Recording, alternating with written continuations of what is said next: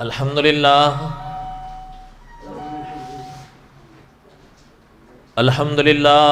حمدا کثیرا طیبا کما امر ونشہد ان لا الہ الا اللہ وحدہ لا شریک لہ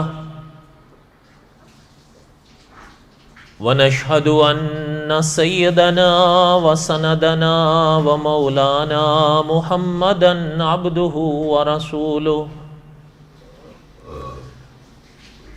اما بعد اعوذ باللہ من الشیطان الرجیم بسم اللہ الرحمن الرحیم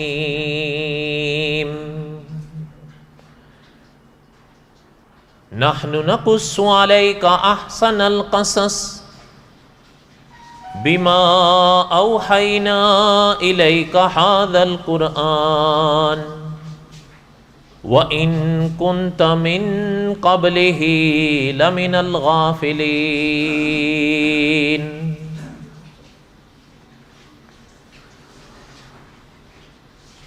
وقال النبي صلى الله عليه وسلم من يرد الله به خيرا يفقهه في الدين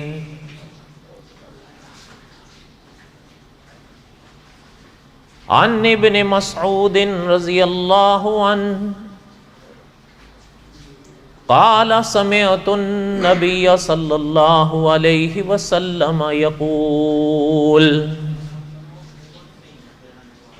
ان اشد الناس عذابا یوم القیامہ المصورون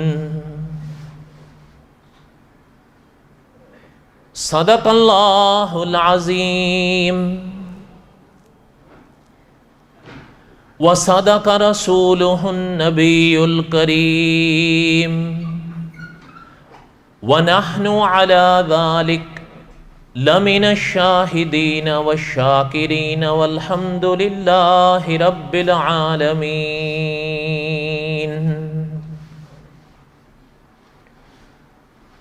اللہم صلی علی محمد وعلی آل محمد کما صلیت علی ابراہیم وعلی آل ابراہیم انک حمید مجید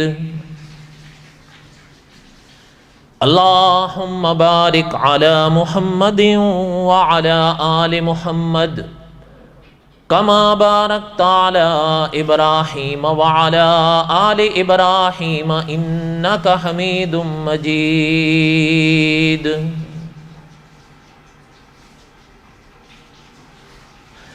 ہمہ قسم کی حمد و ثنا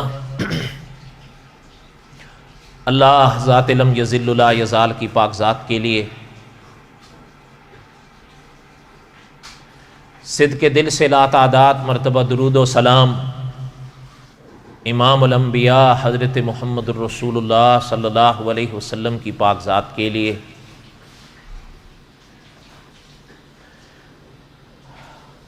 جمعے کے بیانات میں قصص الانبیاء علیہ السلام اور حضرت سلیمان علیہ السلام کے واقعات میں دہرا رہا تھا۔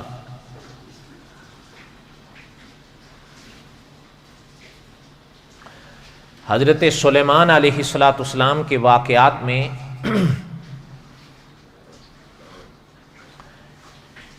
کئی باتیں پڑھتے پڑھتے ہم لوگ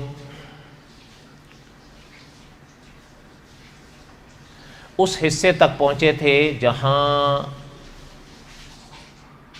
اللہ ذوالجلال والاکرام نے اپنے پاک کلام میں بیان فرمایا ہے کہ یعملون لہ ما یشاء من محاریب و تماثیل و جفان کالجواب و قدور راسیات۔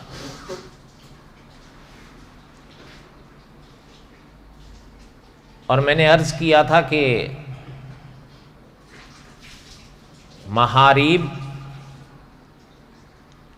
بڑی آسانی سے اس کی وضاحت پڑھ سکتے ہیں، سمجھ سکتے ہیں، سمجھا سکتے ہیں۔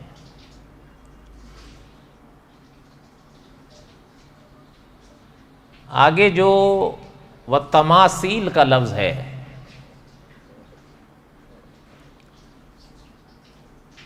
یہ مشکل لگتا ہے.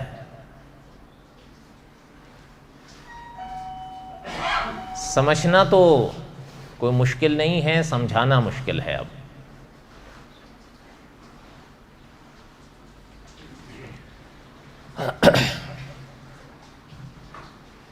وَجِفَانٍ كَالْجَوَابِ یہ بھی کوئی مشکل نہیں. وَقُدُورٍ رَاسِيَاتٍ یہ بھی مشکل نہیں. بس تماثیل کا لفظ سمجھانا مشکل ہے. اب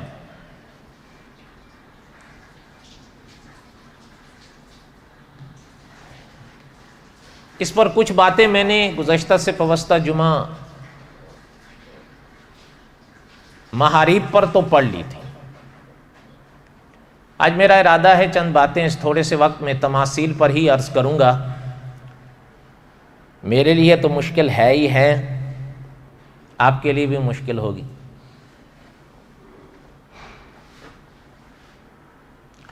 لیکن ہمارے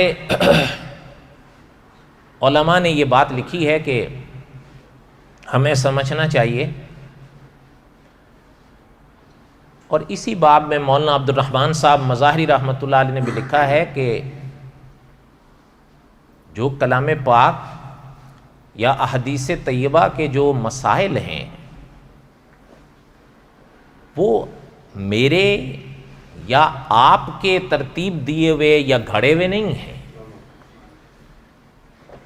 بلکہ کلام پاک یا احادیث طیبہ کے جو مسائل ہیں وہ آسمانوں سے آئے ہیں. یہ ہمارا عقیدہ بھی ہے اور یہ ہونا بھی چاہیے.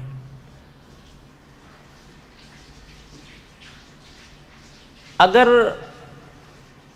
کہیں پر کسی لحاظ سے ہم میں کوئی غلطیاں ہیں، اور جب ہم کلام پاک یا احادیث طیبہ کی تعلیمات کو دیکھتے ہیں یا پڑھتے ہیں یا سنتے ہیں، وہ اگر ہمارا جو عمل ہے اللہ نہ کرے اگر وہ ان فرامین کے مطابق نہیں ہے تو ہمارا قصور ہے. پھر بدلنا ہمیں چاہیے، نہ کہ ہم کلام پاک کی آیات یا احادیث طیبہ بدلنے چل پڑے. ویسے عام طور پر یہ تو کہیں کہیں ہوتا ہے کہ متن کو کوئی بدلے، وہ تو عام طور پر نہیں کر پاتے. اگر کسی نے کیا بھی ہے تو وہ کامیاب نہیں ہو پائے. ہاں معنی کو بدل دیتے ہیں. یہ پہلے بھی ہوا ہے، یہ اب بھی ہو. اس لیے ہمارے علماء نے یہ لکھا ہے کہ اگر کوئی مسئلہ کلام پاک میں ایک طرح آیا ہے اور میں اور آپ کسی دوسری طرح ہیں تو ہمیں خود کو بدلنا چاہیے. اور اللہ نہ کرے اگر ہم اتنی ہمت نہیں جٹا پاتے کہ خود کو بدلیں تو پھر صاحب قصص الانبیاء نے یا دوسرے علماء نے لکھا ہے کہ پھر ہمیں چاہیے کہ کم از کم ہم پھر اپنی غلطی کو مان لیں کہ ہم غلط ہیں. صحیح مسئلہ وہی ہے جو قرآن پاک میں ہے، جو احادیث طیبہ میں ہے. بات سمجھ آئی؟ یہ تھوڑی سی تمہید ذہن میں رکھ کے ذرا تماثیل کی وضاحت سنیں. لیکن میرے حال میں تماثیل کو واضح کرنے سے پہلے آگے کے جو دو لفظ ہیں ان کو پڑھ لیں تاکہ یہ آج جو بھی تھوڑا ہے بہت ہے اسی پر اکتفا کریں گے انشاءاللہ.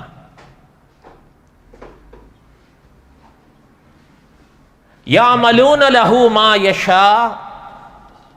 اللہ تعالیٰ نے اپنے پاک کلام کے اس مقام پر فرمایا کہ وہ بناتے تھے ان کے لیے جو وہ چاہتے تھے، یعنی جنات بناتے تھے وہ جو حضرت سلیمان چاہتے تھے. اس کا معنی یہ ہے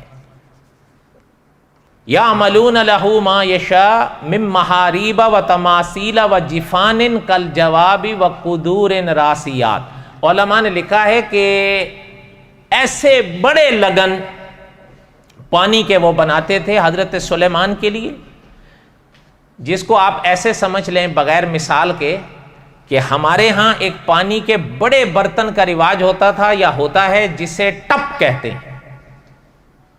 سے بڑے بڑے وہ پانی کے ان کے لیے برتن بناتے تھے، اسے لگن بھی کہتے تھے.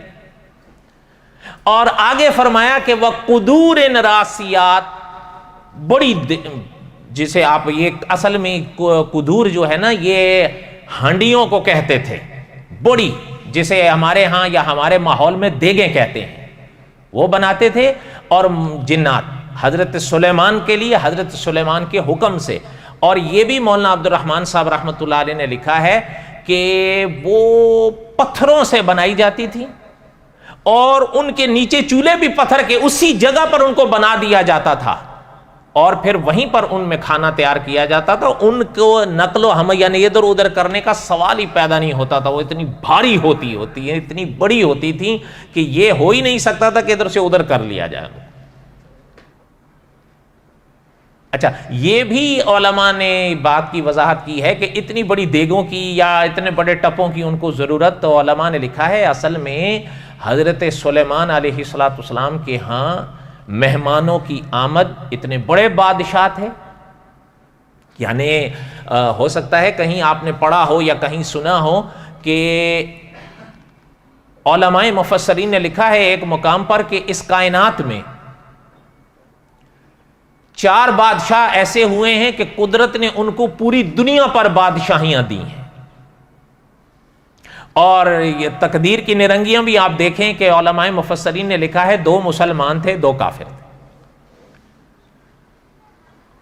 جو مسلمان تھے ان میں علماء نے لکھا ہے کہ ان میں ایک حضرت سلیمان تھے. اور پھر یہ بھی علماء نے لکھا ہے کہ ان میں یعنی یہ جو 4 کا عدد ہے ان میں بھی جو حضرت سلیمان کو حکومت ملی ہے وہ باقی تینوں کو بھی نہیں ملی. آپ دیکھ لیں اسی مقام پر یعملون لہ ما یشاء، اتنی بڑی طاقت والی مخلوق حضرت سلیمان کے اشاروں پر کام کر رہی ہے، کسی کے بس کا کام تھوڑا. من محاریب و تماثیل و جفان کالجواب و قدور راسیات، اتنی بڑی بڑی دیگیں بنائے کہ کوئی اس کو ہلانے کا سوچ بھی نہیں سکتا. تو علماء نے لکھا ہے وہ بناتے اس لیے تھے کہ اتنے بڑے بادشاہ تھے تو مہمانوں کی آمد رفت بھی اسی طرح رہتی تھی. تو ان کے لیے ظاہر بات ہے کہ پھر بڑے برتنوں کا انتظام رکھنا پڑتا تھا. اب ہزاروں لوگ آ رہے ہیں تو ان کے لیے کھانے کا انتظام بھی تو پھر ایسی طرح ہونا چاہیے تھا. اور وہ جو کام جنات کرتے تھے وہ انسانوں کے بس کا کام نہیں ہوتا تھا. اس لیے کہ یہ تو معنوی بات ہے نا، جیسے ہم نے پہلے پڑھا ہے کہ علماء نے لکھا ہے جو طاقت قدرت نے فرشتوں کو دی ہے وہ جنات کے پاس نہیں ہے، لیکن جو طاقت پھر قدرت نے جنات کو دی ہے وہ انسان کے پاس نہیں ہے.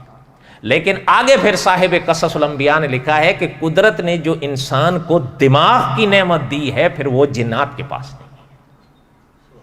بلکہ صاحب قصص الانبیاء نے تو یہاں تک لکھا ہے، ممکن ہے کوئی اتفاق کرے کوئی اختلاف کرے، صاحب قصص الانبیاء نے تو یہاں تک لکھا ہے کہ ان کا بڑے سے بڑا جن انسان کے 10 سال کے بچے کی عمر کے دماغ کو نہیں پہنچ پاتا. جسمانی طاقت ان کی بہت زیادہ ہے لیکن انسان کو قدرت نے جو دماغ کی طاقت دی ہے وہ بہت آگے کی شے ہے.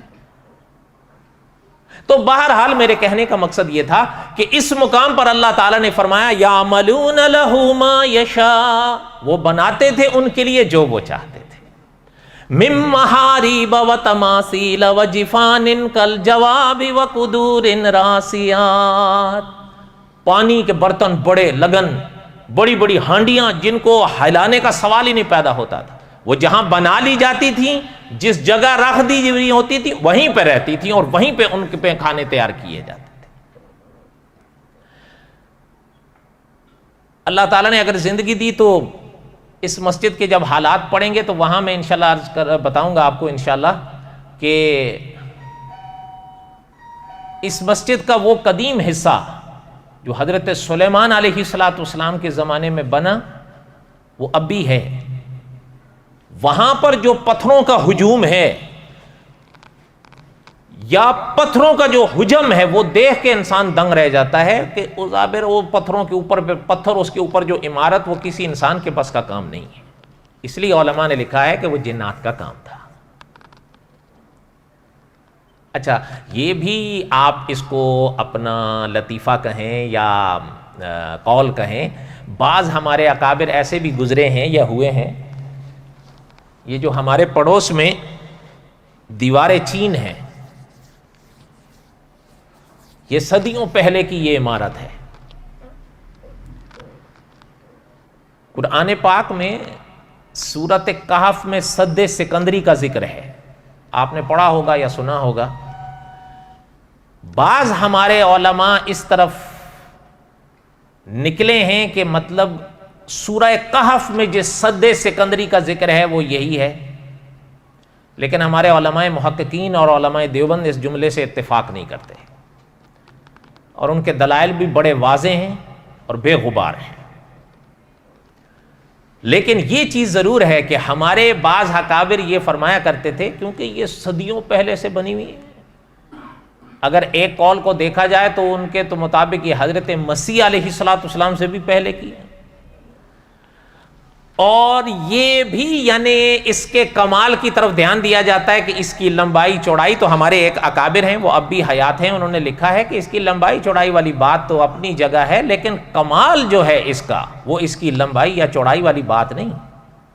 اب تو کئی حصے اس کے اپنی جگہ پر چلے گئے، ورنہ اگر اس کو تاریخ کے حوالے سے آپ پڑھیں، اس زمانے میں ہوائی جہازوں کا رواج نہیں ہوتا تھا، ورنہ ان اکابر نے جو اس کا جغرافیہ پیش کیا ہے اس کو اگر دیکھا جائے تو یہ اپنے زمانے میں اتنی لمبی تھی کہ اگر اس پر، اس زمانے میں تو ظاہر جہاز نہیں ہوتے تھے، لیکن اگر اب یہ اس عالم میں ہوتی تو اگر اس کے اوپر ہوائی جہاز چلایا جاتا تو علماء نے لکھا ہے کہ ہوائی جہاز اس کی لمبائی کو کم از کم 3 گھنٹے میں عبور کر پاتا. ان حضرات نے لکھا ہے کہ اس کا کمال پھر بھی لمبائی والی بات نہیں، اصل کمال جو اس کا ہے انہوں نے لکھا وہ یہ ہے کہ یہ پہاڑ کے رخ کے ساتھ ساتھ چلتی ہے. جدھر پہاڑ کا نشیب ہے وہاں اترتی ہے، جہاں فراز ہے وہاں اترتی ہے. اس کا نشیب و فراز پہاڑ کے ساتھ ساتھ چلتے ہیں. انہوں نے لکھا ہے یہ کمال ہے اس کا.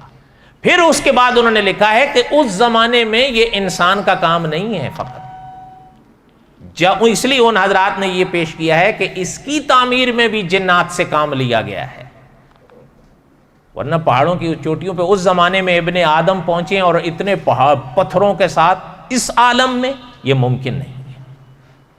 ویسے تو نہیں اس کو دنیا کے عجائب میں شمار کیا گیا، واقعی عجوبہ ہے. تو بہرحال اللہ تعالیٰ رحم فرمائیں. میرے کہنے کا مقصد یہ تھا کہ علماء نے لکھا ہے کہ اللہ ذوالجلال والاکرام نے اپنی اس مخلوق کو اتنی بڑی طاقت دی ہے کہ اگر اس مسجد کی آپ کو زیارتیں نصیب ہوں تو وہاں آج بھی وہ آپ کو حصہ ملے گا جو اس زمانے کا بنا ہوا ہے. آپ کا دل یہ کہے گا، جو وہاں پر حضرات بتاتے بھی ہیں مقامی، کہ یہ عمارات انسان کے بس کا کام نہیں ہے. اس لیے علماء نے لکھا ہے، اس میں کوئی شک نہیں، اور یہ تو انشاءاللہ ہم پڑھیں گے، اور یہ تو خود کلام پاک میں بھی ہے کہ اس پاک مسجد کی تعمیر میں جنات رہے اور یہ حضرت سلیمان کی نگرانی میں بنی. تو بہرحال اللہ ذوالجلال والاکرام رحم فرمائیں. بات یہ عرض کر رہا تھا کہ اللہ تعالیٰ نے اپنے کلام میں پاک میں فرمایا کہ یعملون لہ ما یشاء من محاریب و تماثیل و جفان کالجواب و قدور راسیات. یہ وہ اشیاء تھیں جو حضرت سلیمان کے حکم سے جنات ان کے لیے بناتے تھے. اب آئیے اس لفظ پر جس پر میں کچھ باتیں آج پڑھنا چاہتا ہوں، تماثیل پر، کہ تماثیل کیا ہے جو اس مقام پر اللہ تعالیٰ نے بیان فرمایا. یعملون لہ ما یشاء من محاریب، محاریب ہم نے پہلے پڑھ لیا، و تماثیل. آج ہم تماثیل کے بارے میں چند باتیں پڑھیں گے انشاءاللہ. اصل میں علماء نے لکھا ہے کہ تماثیل یہ تمثال کی جمع ہے، جیسے محاریب محراب کی جمع ہے. علماء نے لکھا ہے کہ اصل میں تماثیل، تمثال جو ہے نا، یہ کہتے ہیں جسے آپ کے اور ہمارے ہاں مجسمہ کہا جاتا ہے. ایک بات. پھر دوسری بات علماء نے لکھی ہے کہ مجسمے کے ساتھ ساتھ یہ لفظ تصویر پر بھی اترتا ہے. اور آگے مولانا عبد الرحمان صاحب رحمۃ اللہ علیہ نے لکھا ہے کہ قطع نظر اس کے کہ وہ تصویر جو ہے وہ جاندار کی ہو یا بے جان کی ہو، یہ لفظ دونوں پر اترتا ہے۔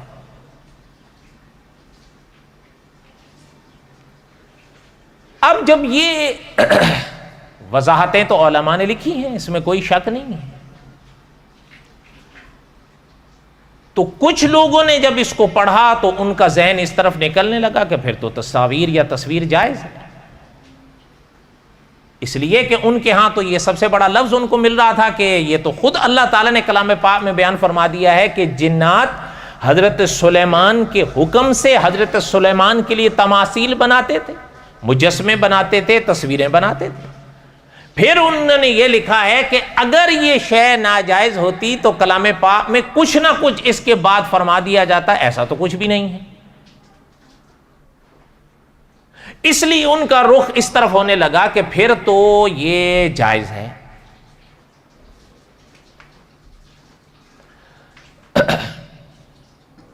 یہاں تک بات سمجھ آئی ہے؟ اب اس کا جواب بھی سنیں۔ جیسے میں نے پہلے عرض کیا نا کہ صاحب قصص الانبیاء نے لکھا ہے کہ ایک تو یہ چیز ذہن میں بٹھا لیں کہ اللہ نہ کریں اگر ہمارا کوئی کام وہ شریعت کے قاعدوں سے ہٹ کر ہے تو پھر ہمیں یہ چاہیے کہ ہم اپنے آپ کو بدلیں، نہ کہ شریعت کے معنی کو بدلیں۔ ایک تو یہ ہے، اور اللہ نہ کریں اگر آپ اور ہم اپنے آپ کو بدلنے کی ہمت نہیں جٹا پاتے تو ان علماء نے لکھا ہے پھر اتنی مہربانی ضرور کریں کہ ہم اپنے آپ کو غلط سمجھیں۔ مولانا رومی فرمایا کرتے تھے کہ یہ گناہ کا ادنا درجہ ہے کہ انسان گناہ کو یا ناجائز کو ناجائز سمجھے، اس سے آگے کا کوئی درجہ نہیں ہے۔ دو باتیں ہو گئیں، اب آگے سنیں۔ جہاں تک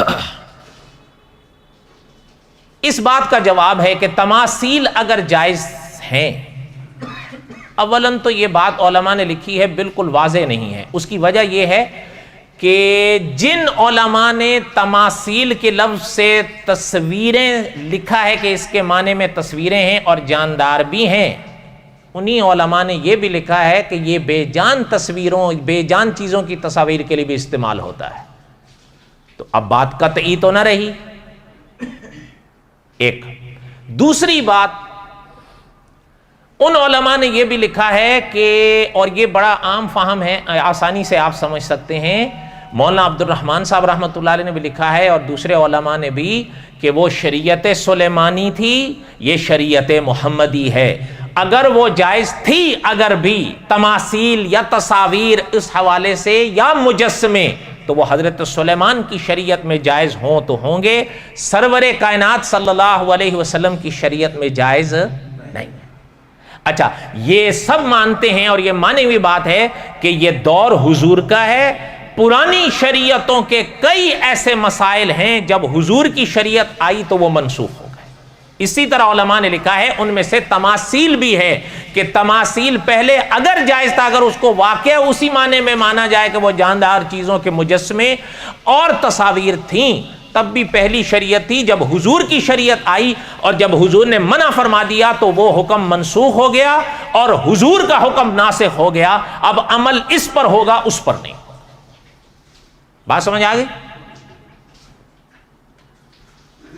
دیکھیں، یہ ہے سارا خلاصہ اس بات کا کہ ہمیں اللہ نہ کرے اگر ہم دیکھیں، مولانا عبد الرحمان صاحب رحمۃ اللہ علیہ نے بھی شاید اس باب کے آخر میں شاید اسی طرف اشارہ کیا ہے کہ اگر موجودہ دور کے کچھ عارضی تقاضے سامنے آتے ہیں، انہیں میں اور آپ اپنی مجبوری اگر سمجھیں تو انہیں مجبوری تک رکھیں، یا انہیں میں اور آپ اپنی غلطی سمجھیں انہیں غلطی تک رکھیں، انہیں کبھی بھی جائز کہنے یا جائز سمجھنے کی کوشش نہ کریں۔ ایک تو یہ چیز۔ اچھا، پھر دوسرے جو حضرات ہیں، یہ جو لفظ ہے نا تصویر، ان علماء نے لکھا ہے کہ تماثیل شامل ہے اس کو، تصویر حضور کی شریعت میں جائز نہیں ہے، وہ عبارتیں پڑھنے سے تو پتہ چلتا ہے کہ یہ تو سب مانتے ہیں۔ اس کی وجہ یہ ہے کہ ان ابی جحیفہ، اگر کوئی غلطی ہوگی تو میری طرف سے ہوگی، مجھے حضرت ہی کا نام آ رہا ہے یاد، کہ محترم فرماتے تھے کہ ان رسول اللہ صلی اللہ علیہ وسلم لعن المصور، ایک تو یہ بات ہوگی، اور جہاں تک مجھے یاد آ رہا ہے یہ امام بخاری رحمۃ اللہ علیہ لائے ہیں حضرت کا قول، اور پھر دوسری حدیث وہ بھی امام بخاری لائے ہیں جو حضرت ابن مسعود رضی اللہ تعالیٰ عنہ فرماتے تھے کہ آقا صلی اللہ علیہ وسلم سے ہم نے سنا، سمعت النبی صلی اللہ علیہ وسلم یقول، کہ حضور فرماتے تھے ان اشد الناس عذابا یوم القیامہ المصورون۔ اب یہ سارے اپنا دلائل کی موجودگی میں اب اس کو کوئی جائز کیسے کہے گا؟ کیسے کہے گا کہ تصویر ہو اور جائز ہو؟ یہ تو غلط بات ہوگی۔ ہاں آگے مسئلہ یہ کہ جو حضرات اس کو جائز کہتے ہیں وہ یہ نہیں کہتے کہ تصویر جائز ہے، ذرا اس نقطے پر غور کیجئے گا۔ وہ یہ کہتے ہیں کہ ہمیں بحث تصویر کی تعریف میں ہے، کہ جسے ہم جائز کہہ رہے ہیں یا جس کی ہم اجازت دے رہے ہیں تصویر وہ ہے یا نہیں، وہ یہ فرق کرتے ہیں۔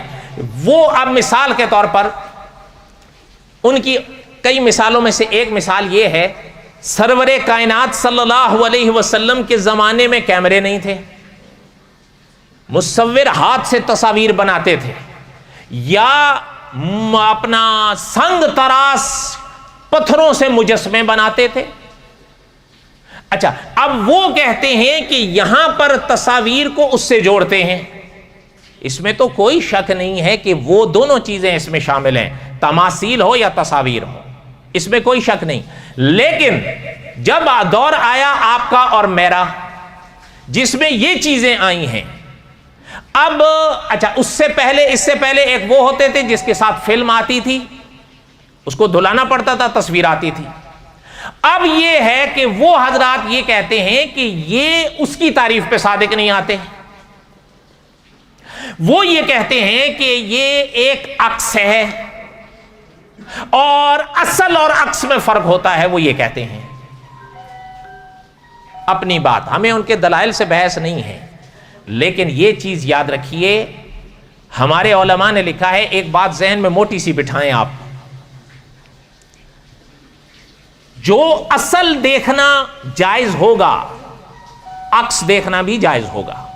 دھیان میری طرف دے، یہ خارشیں کھرجلیاں چھوڑ دیں، تھوڑی دیر دھیان سے سنو، 5-6 منٹ ہیں باقی، بات سن لو دھیان سے۔